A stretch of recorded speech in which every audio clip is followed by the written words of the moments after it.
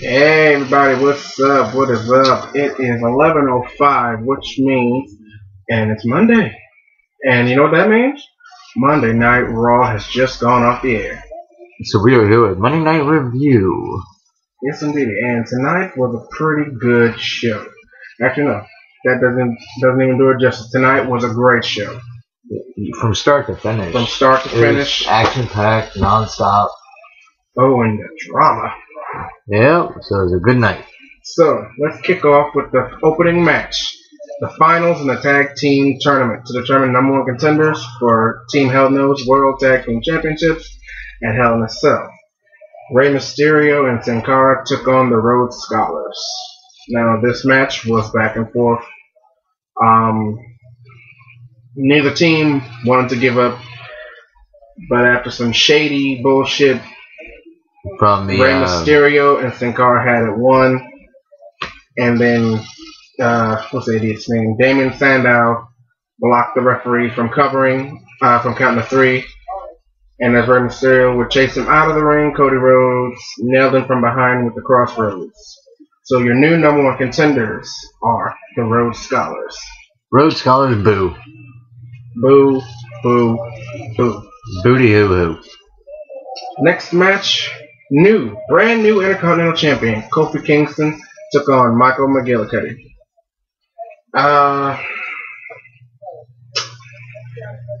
This was pretty much a smash type match. Yeah, Kofi whooped that ass. And then hit him with a nice Trouble in Paradise. Trouble in Paradise, and out he went. Watch him have to get stitches too. So next up, John Cena came out to explain why he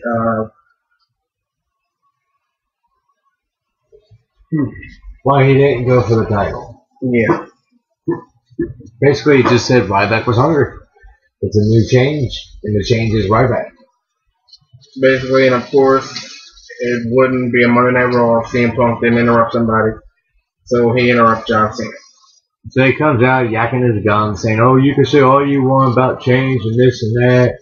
He's like, "But I promise that I will keep my WWE Championship and walk out there a Hell Cell with it." Yeah, no, you're not. Next match was United States Champion Antonio Cesaro taking on Justin Gabriel in a rematch from a week prior. This wasn't too bad of a match. And even more shocking, Justin Gabriel did win. Oh yeah, he hit him with the 450 splash. Yep. If you watched Raw last week, he missed it. He missed his 450 splash, and then he got flattened. But this time, he hit it and got the 1, 2, 3. Yes, he did. On a sad note, up next after this match was an announcement from Vince McMahon and AJ. Now, earlier today, AJ was called into the board of directors for an emergency meeting. In this meeting, apparently, someone said that AJ was fraternizing with someone on the roster, and apparently that's unbecoming of a Raw GM. And because of that, AJ Lee is no longer Raw's general manager. Instead. So, of course, out comes Paul Heyman to try to, get his way into power, and he failed at that. Does he think Vince is dumb? Here's a guy, first off, who threatened to sue the company. Who's tried to put the company out of business. Then he talked ill on his grandkids. Mm-hmm. And him. And him. And his daughter. And his son. And son-in-law. Yeah, sure, yeah. I would definitely give somebody like that a job. So, then Vince revealed that there wouldn't be a new Raw GM. There wouldn't be an interim Raw GM. There would be a managing supervisor.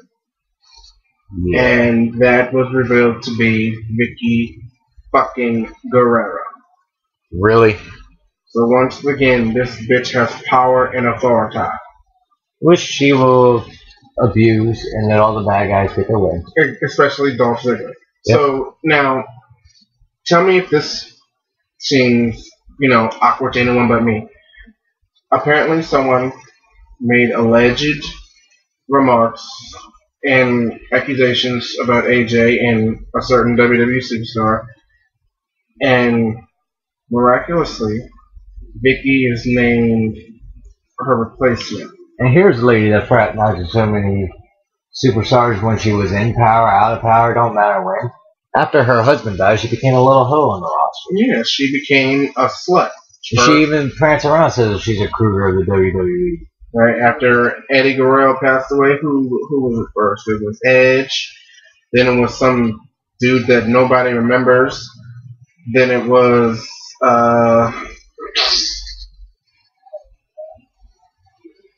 Jack Swagger. Big Show. Yeah, Big Show. Then Jack Swagger. And then Dolph Ziggler. Then Dolph Ziggler. She's a hoe. And you're going to really say, oh, because AJ Lee fraternized with somebody, she has to step down. But here's a woman that fraternized with almost the entire roster. Isn't that kind of hypocritical?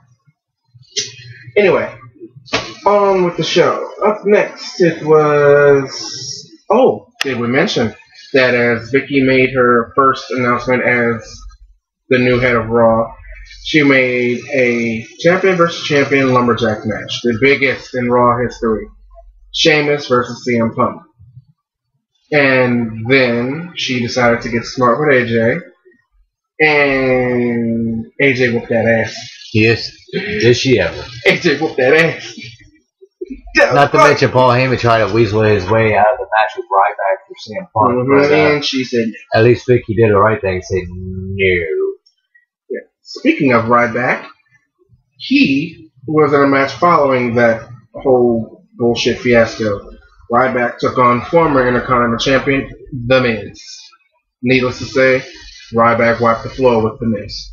The Miz got shell-shocked. Did he ever? Up next, Daniel Bryan took on Dolph Ziggler. And I hate to say it, but this match was actually pretty enjoyable. Oh, it was.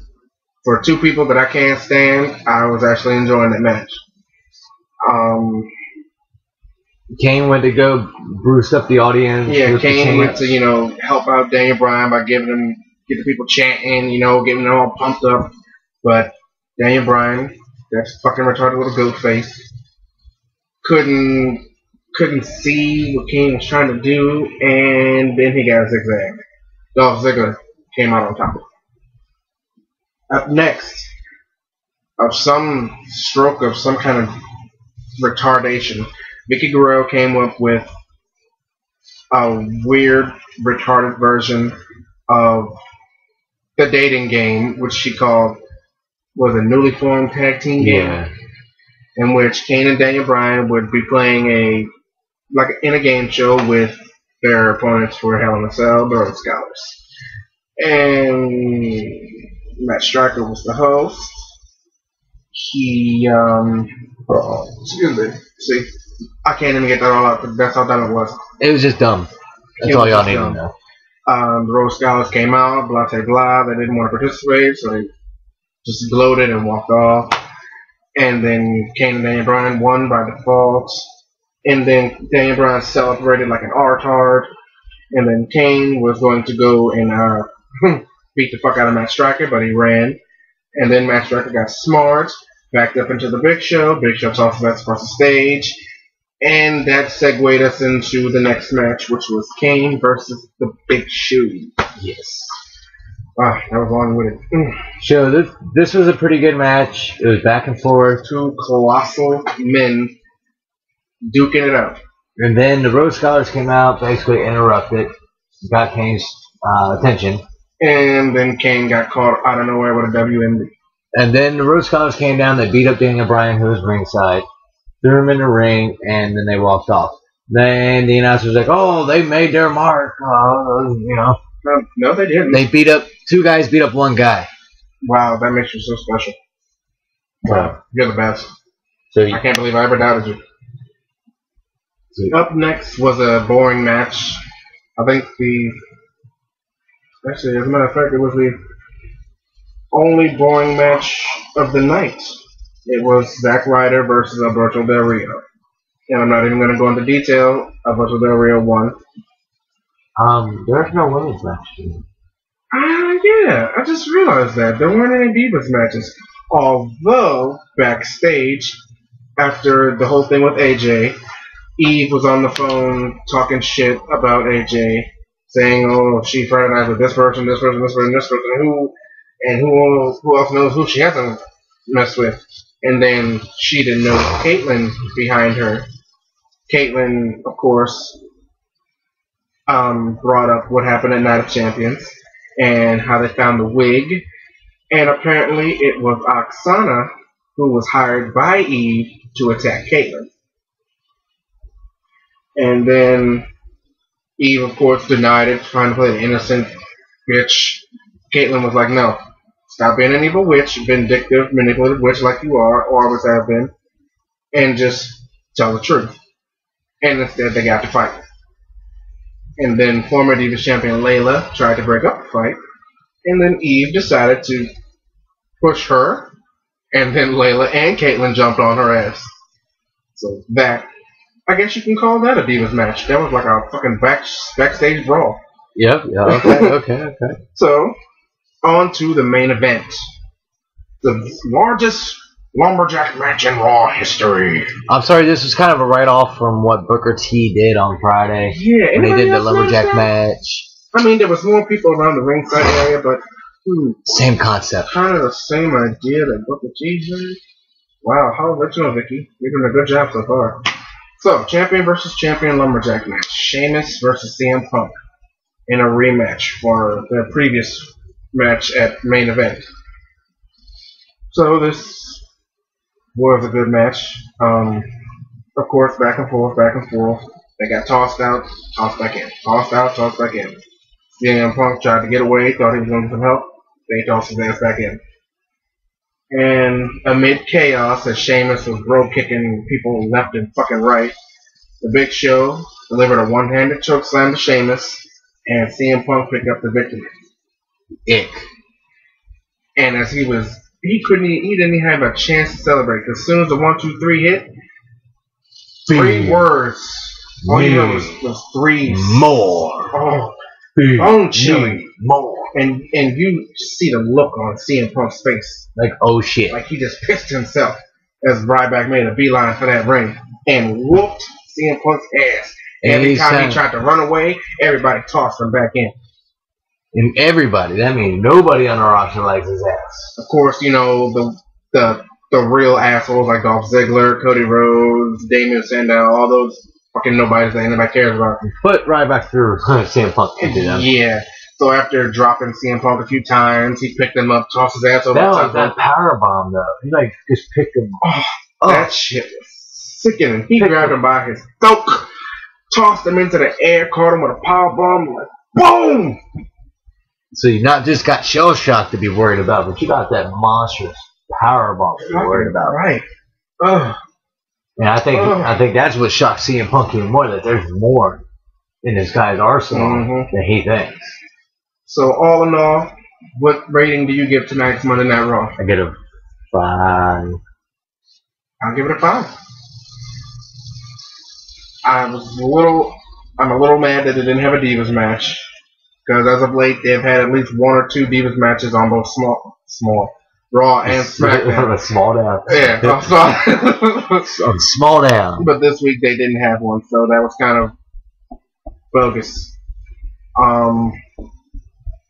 This upcoming week on main event, you'll see Ziggler versus Ryback after he made an open challenge to anybody, and Ryback was like, "Okay, bitch."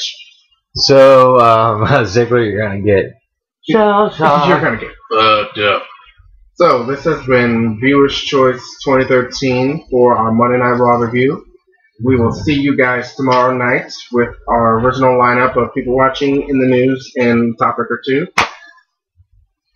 And that's it. Alright, have a good night, everybody. And if you're not down with anything we just said, we are Viewer's Choice 2013, the real people power, free your mind. And we got 2 words for you. Suck it.